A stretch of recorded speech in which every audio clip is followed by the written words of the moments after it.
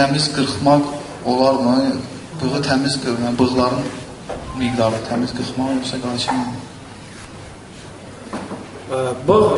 Bığ, qardaşlar, insanın bığı, müsəlmanın bığı şəriətdə ona hədd qoyulub.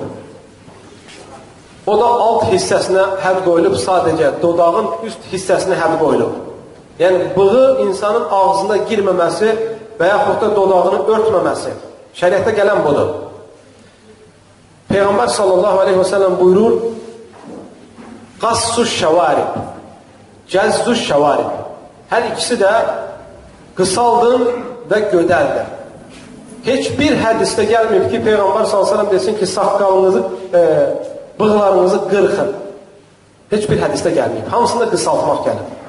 Ona görə sünnədə də gələn nədir? Qısaltmaq. Lezva ilə bığı qırxmaq sünnə deyil.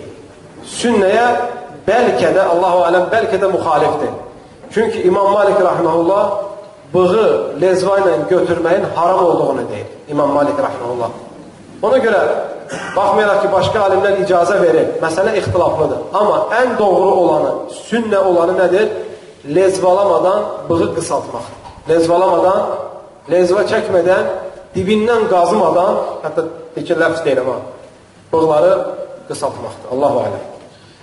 İxlasla.com saytı tərəfindən təqdim olundu.